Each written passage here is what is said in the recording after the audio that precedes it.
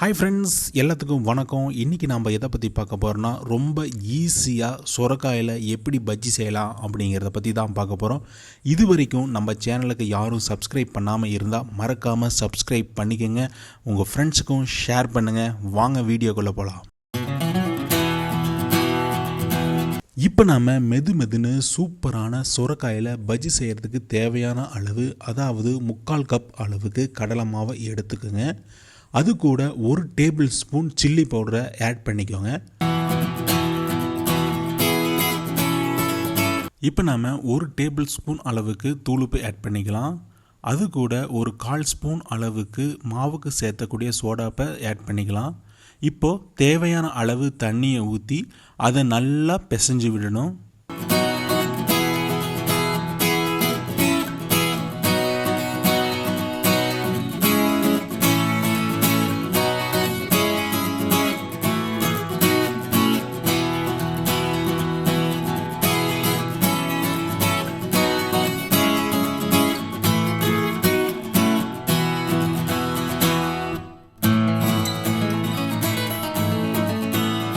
கொஞ்சம் கொஞ்சமாக தேவையான அளவு தண்ணியை ஊற்றி அதில் சின்ன மாவு உருண்டை இல்லாமல் நல்லா மாவை கரைச்சி எடுத்துக்கலாம்.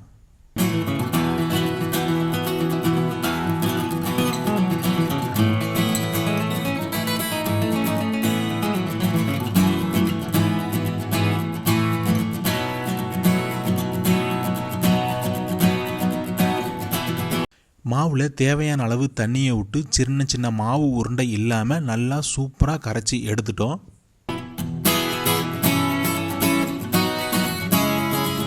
இப்போ நாம் இந்த சுரைக்காய் பஜ்ஜி செய்கிறதுக்கு ஒரு முழு நீள சுரைக்காயை எடுத்துக்கிறோம். இந்த சுரைக்காயில் மேல் இருக்கிற தோலெல்லாம் சுத்தமாக சீவி எடுத்துடணும். இல்லை அப்படின்னா இந்த தோல் கெட்டியாக இருக்கிறதுனால வேகாமல் போயிடும்.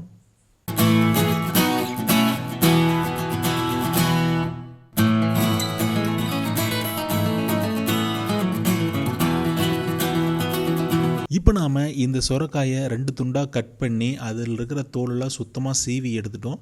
இப்போ தோலெல்லாம் நீக்கின பின்னாடி இந்த சுரைக்காயை ரவுண்டாக சின்ன ஸ்லைஸாக கட் பண்ணி எடுத்துக்கணும். ரொம்ப கெட்டியாக போட்டுறாதீங்க, இல்லைன்னா வேகாமல் போயிடும். ரொம்ப ஸ்லைஸாக கட் பண்ணி எடுத்துக்கோங்க.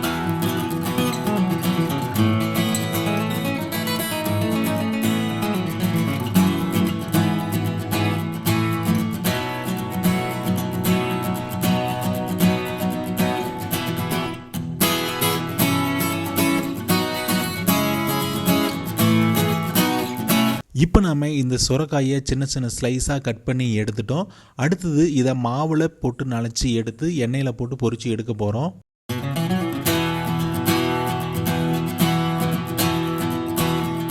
ஸ்டவ்வை ஆன் பண்ணிவிட்டு அதில் ஒரு கடாயை வச்சு காய வைக்கணும்.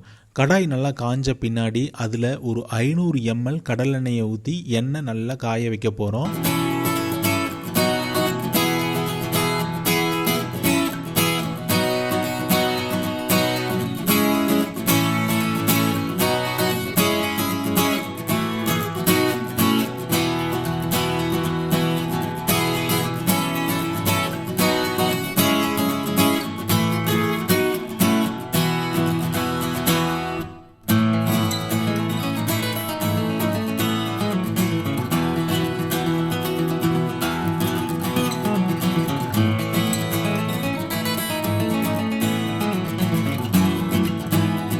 எண்ணெய் காஞ்சிருச்சான்னு செக் பண்ணி பார்க்கலாம்.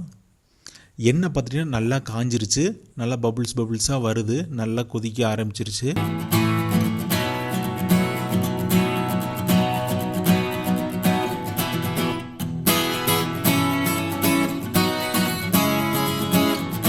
எண்ணெய் நல்லா காஞ்சி வந்துருச்சு. இப்போது ஸ்லைஸாக அரிஞ்சு வச்சுருக்கிற சுரைக்காயை மாவில் நல்லா முக்கி எடுத்து எண்ணெயில் போட்டு பொரிச்சு எடுக்கலாம்.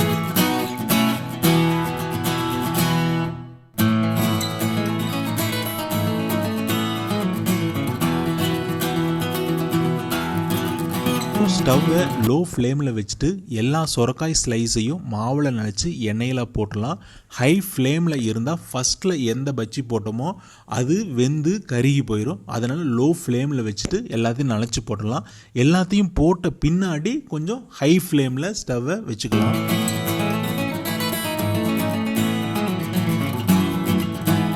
இப்போ பார்த்துட்டிங்கன்னா நல்லா பஜ்ஜி வெந்துட்டு இருக்குது. அதை உடனே திருப்பி போடணும். ஒரே பக்கம் வெந்துச்சுன்னா கருகி போயிடும்.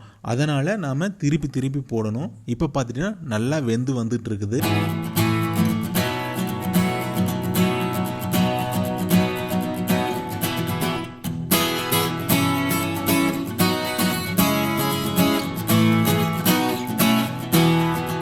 ஃபைவ் மினிட்ஸ் நல்லா வேக விடணும். அப்போ தான் மாவும் உள்ளே இருக்கிற சுரைக்காயும் நல்லா வெந்து வரும். இல்லை அப்படின்னா உள்ள சுரைக்காய் வேகாமல் போயிடும்.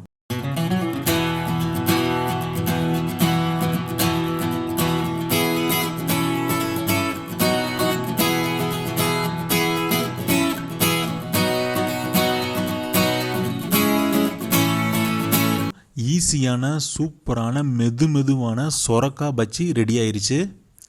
இதை பார்க்கும்போதே சூடு ஆடுறதுக்குள்ள ஒரு 4 பஜ்ஜி எப்படியாச்சும் சாப்பிட்றணும் அப்படிங்கிற மாதிரி இருக்குது.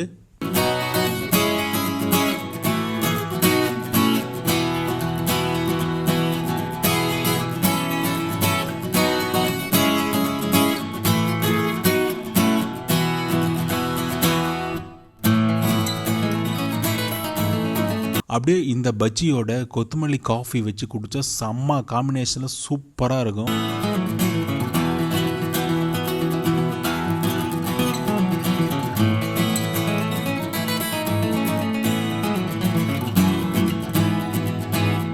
பார்த்துட்டிங்கன்னா இந்த பஜ்ஜி பார்த்திங்கன்னா அப்படி மெதுன்னு சூப்பராக வந்துருச்சு. அப்படியே பிக்கும்போது பார்த்திங்கன்னா அப்படியே பூ மாதிரி பிஞ்சு வருது. உள்ளே பார்த்திங்கன்னா உள்ள சொரக்காயும் மாவும் நல்லா செம்ம கன்சிஸ்டன்சியில் வெந்து சூப்பராக வந்திருக்குது.